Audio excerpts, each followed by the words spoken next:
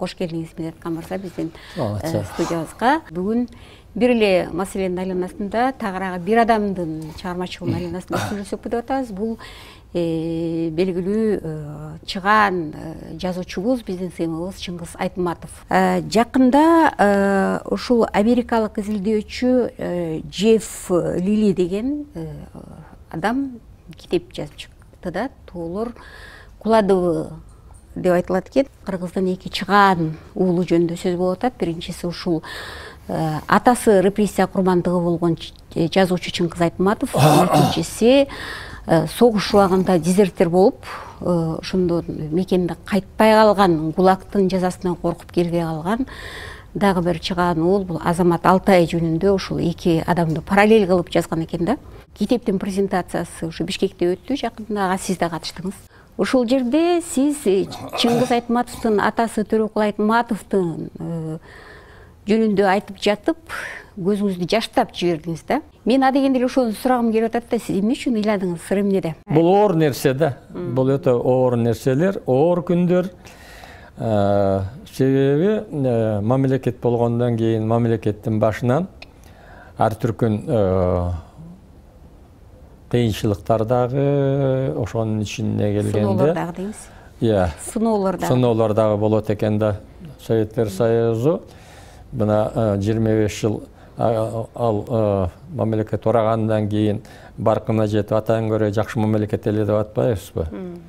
Бирок ошол мамлекеттин урап калганынын негизи жалаң эле жакшылыгынан эмес, анын кемчилигинен дагы болгон. Ошол Компартиянын ишине өзүмдүн аздыр көптүр салым киргизген киши катары айтып жатам.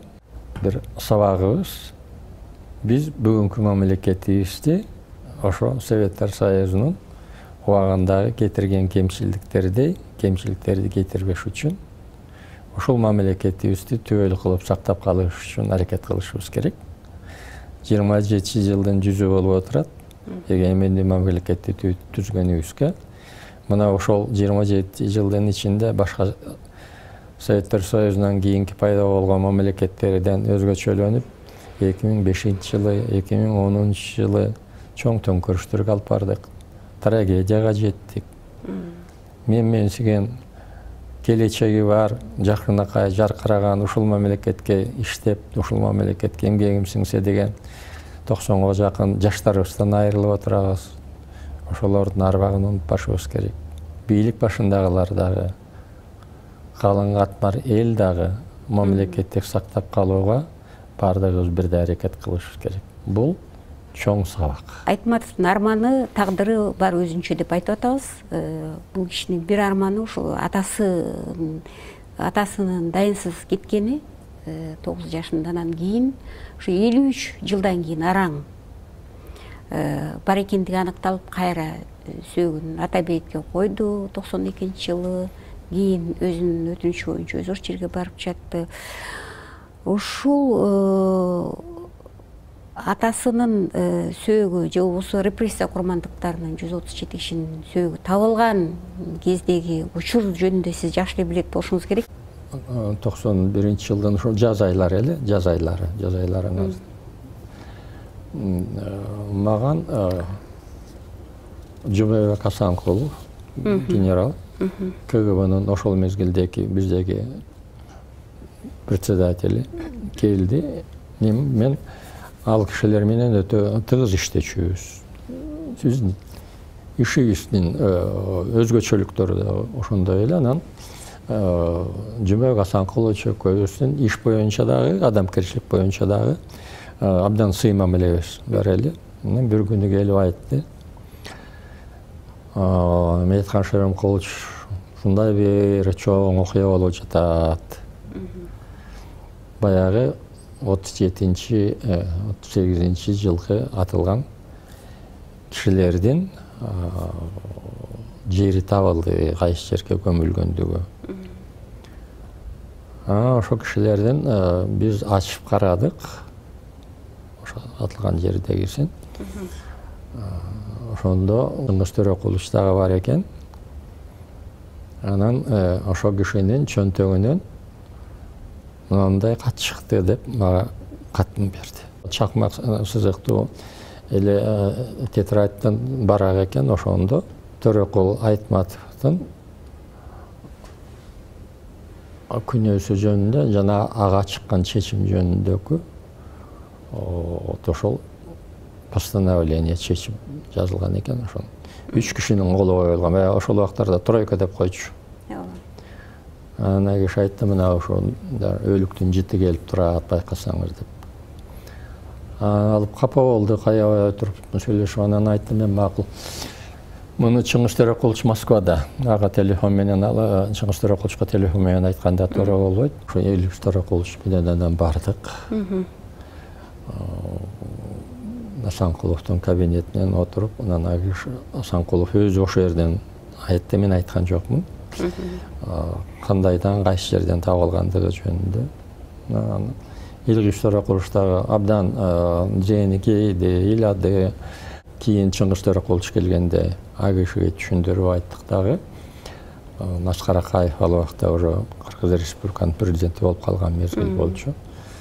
Анан акылдашып кайсы жерге койсок деген ой кетип отуруп, анан айттым, ошо кайсы жерде булардын чогуу жаткан жери болгондон кийин ошол жерге эле коелук деп, анан кийин Атапеевдин пайда болгону ошондон болду. Мына 138 киши ошол жерде айтылган. Мурда ошол жерде кирпич чыгарчу завод бар экен. Ошо кирпич чыгарчу заводдун печкасы, кирпичтерди бышырган печканы ошол жерде булар атылган экен. Анан Жумабек Асанкулович мага ушинтип айтты. Кийин ошол сөз бардык жакта эле информацияда ушундай деп айтылып калды. Жумабек Асанкуловичтун айткан сөзү. Мага бир улгайып калган аял келип айтты. Мен жаш кыз элем, мага атам айтты эле деп айтты деп. Ошол идея, ошол утверждение тарыхта да ошондой болуп калды. Айтылганда ошондой болуп калды. Себеби ал сөз Жумабек Асанкуловдун сөзү болуп атат. Андан башка чындыкты билбейсиздер. Мен лично өзүмдүн оюм башкача. Эгерде ошол эле энебиз ушул информацияны эми көзүм түрүмдө айтып калайын деп айта турган болсо, КГБ бар айтпайт эле да. Айлык мүндө айтат беле, райкомго айтат беле, Жабашкага айтат беле, туурабы? Атамдын аманаты деп атпайбы? Атасынын аманаты болгондо КГБ бар айтпайт эле. Бул башкача. Мен муну мындай деп ойлойм. КГБ кайсы жерлерде ошондой, бул жерде ал эме, ал жерде бир эле кишинин сөөгү жаткан жок да, 138 кишинин сөөгү жатат. Мунун бардыгы тең КГБнын архивинде сөзсүз бар. КГБнын информациясында сөзсүз бар. КГБ абдан жакшы билген. Жумабек Асанкулов өтө данышман, өтө акылдуу киши болчу. Өмүр бою КГБ'да иштеген киши. Мындай өзүнүн сознательный мезгилинен баарын тең, бул чоң профессионал болчу. Советтер Союзу кайсы жака бараткандыгы, Советтер Союзунун акыркы күндөрү келе жаткандыгы бул киши абдан жакшы түшүнчү. Себеби экөөбүз отуруп көп аңгемелешибиз бул боюнча. Мына мен идеолог катары, бизде да информация көп нерсе, а кишиде өзүнүн информациясы бар.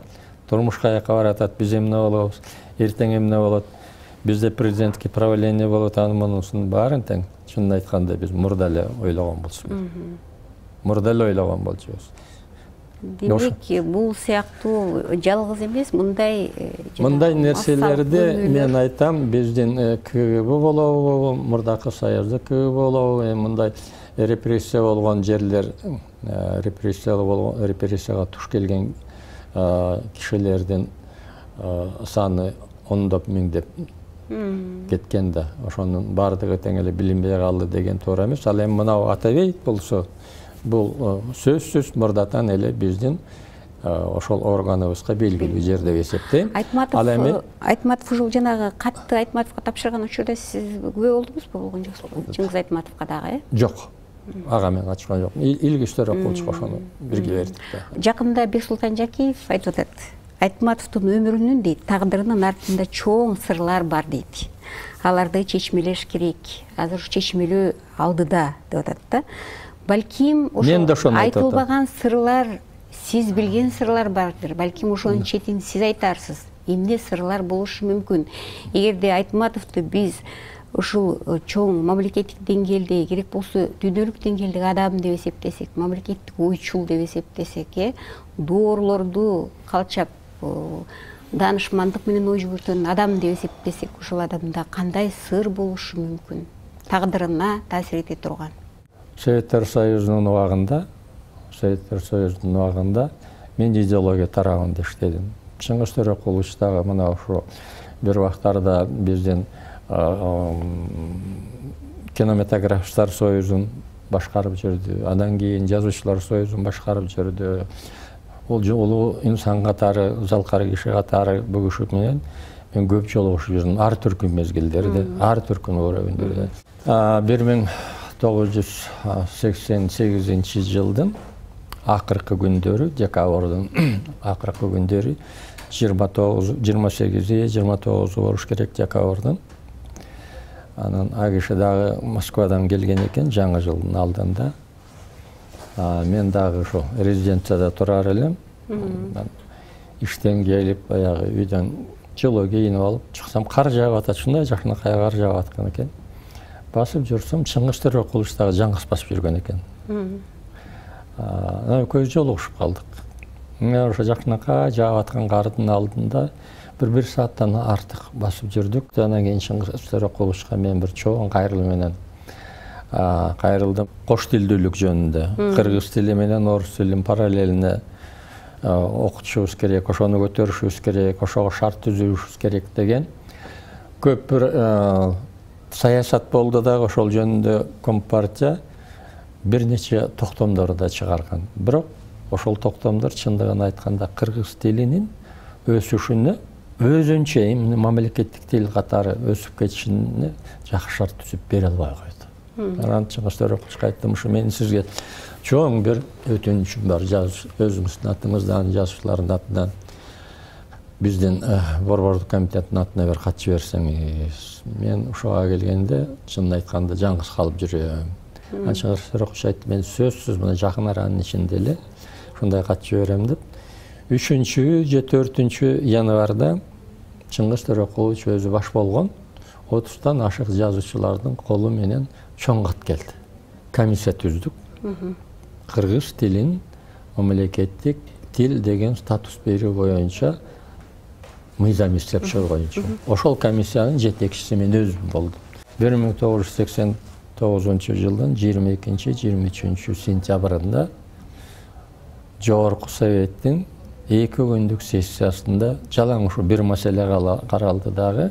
350 депутат бир добуштан кыргыз тилине мамлекеттик тил деген статус берүү жөнүндө законду колдоп беришти. Мына ошого келгенде Чыңгыз Төрөкуловичтун эмгеги өтө зор, өтө залкар. Ооба, Турагай, бул жөнүндө сиз көп айтып жүрөсүз. Манас жөнүндө, Манаска байланыштуу, кыргыз тилине байланышкан Айтматовдун эмгектерин албетте баа жеткис, өзүнүн чыгармалары, мурастарынан тышкары дагы. Мен мындай суроо бергим келип атат. Кылымга тете бир күн деген китеби абдан куугунтукка алынганга чейин жеткен. Бирок албетте ал боюнча ошол кульминациялык чегине жеткен эмес, чейин токтогон, Горбачев киришкен ортодо деген сөздөр абдан көп айтылат да.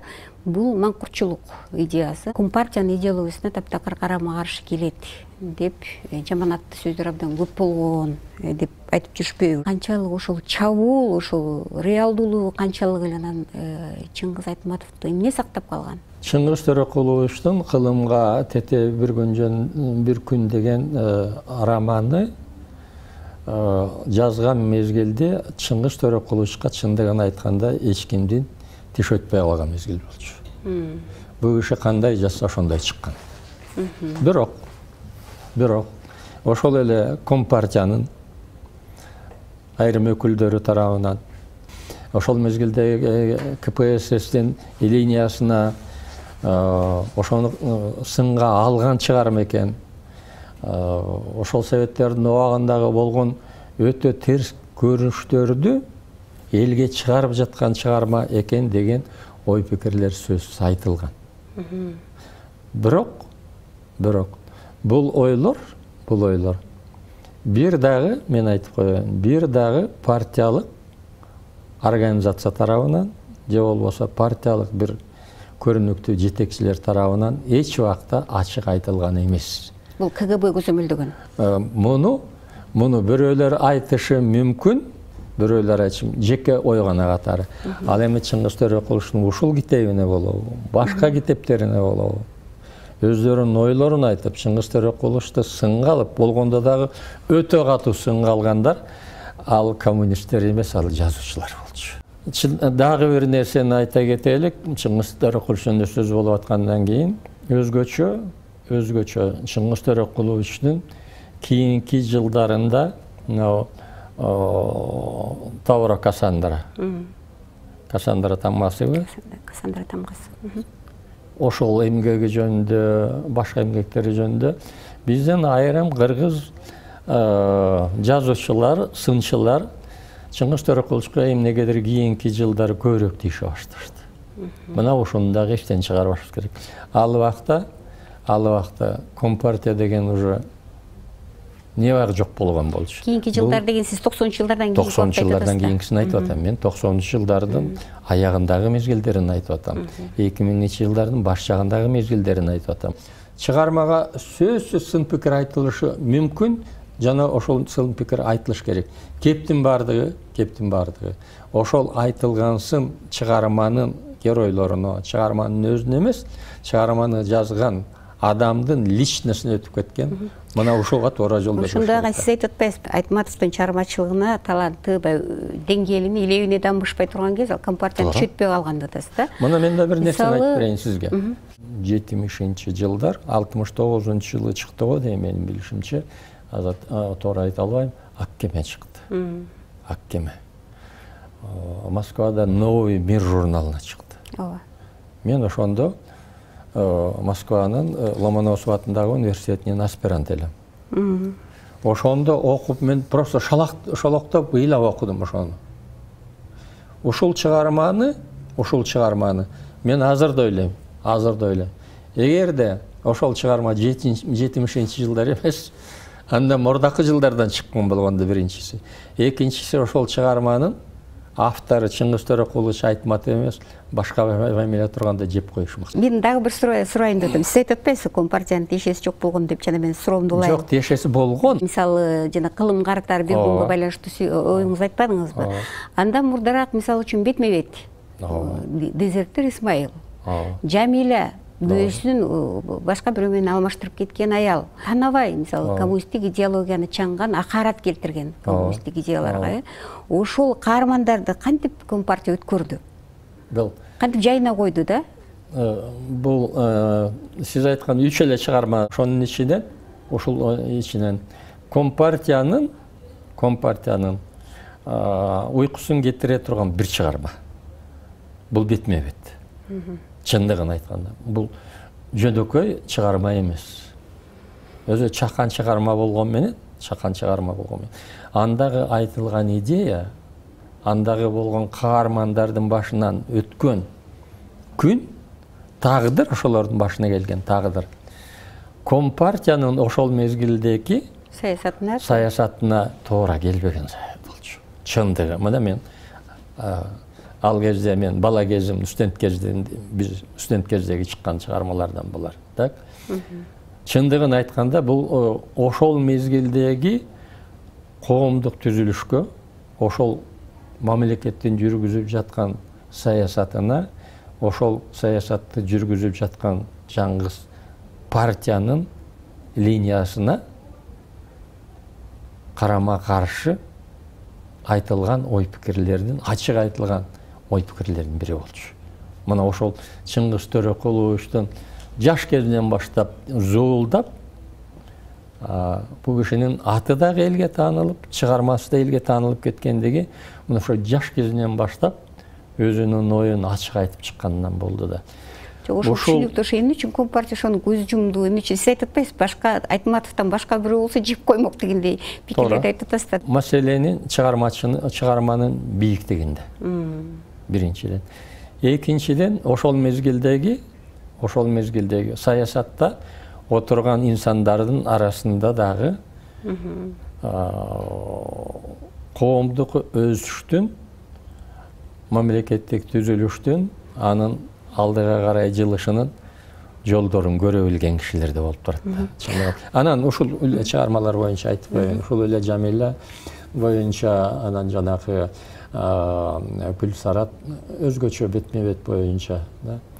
Муну Компартиядан бир дагы жолу Чыңгыз Төрөкуловичтин атына АГШны бюрого чакырып, сен муну туура эмес жазыпсың, мындан кийин андай жазбай жүр деп эч ким айткан жок. Бир дагы андай сөз болгон эмес. Дагы бир айтып коеюн, ошол эле Компартиянын кызматкерлери, жетекчилери, мүмкүн алардын деле бир денеси зоолдагандыр, эмне болгон чыгарма, эмне мындай чыгып кетти. Бирок эч жерден ачык партия аркылуу, партиялык оюндар аркылуу Чыңгыз Төрөкуловичка кысым көрсөтүлгөн башкача сөз.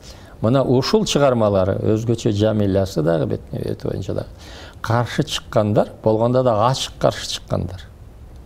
Сын менен айткандар. Жанаң эле Оозек эмес, жазуу жөнүндө сын айткандар биздин эле жазуучуларыбыз болчу. Мына бүгүн эле ошол жазуучуларыбыз, ой, биз Чыңгыз Төрөкуловичти аябай сыйлачубуз, албыл деп атпайбы. Ошол эле жазуучуларды, мисалы КГБ ошол кезде өтө күчтүү, штамга деп белгиленген күчтүү. Ошол жазуучуларды, ошол күч, ошол КГБ пайдаланган жок деп ойлойсузбу? Ошондой ой кеткен жокпу сизде? Мен андай деп ойлобойм. Биринчиден, экинчиден андай болгон эмес деп айта албайм. Бул орган ошо КПССтен кийинки Советтер Союзундагы эң күчтүү орган ошол мына сиз айткан КГБ органы болгон. Алар жалаң эле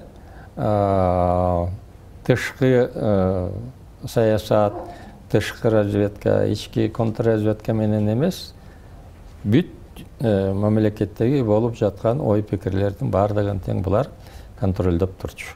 Чыңгыз Төрөкуловичтин биздин арабыздан кеткенине жылдар узара берген сайын АГШнын бийиктиги биз үчүн чынын айтканда өзүнчө эле бир жалаң эле эскерүү эмес болду. Сабакта чындыгын айтканда.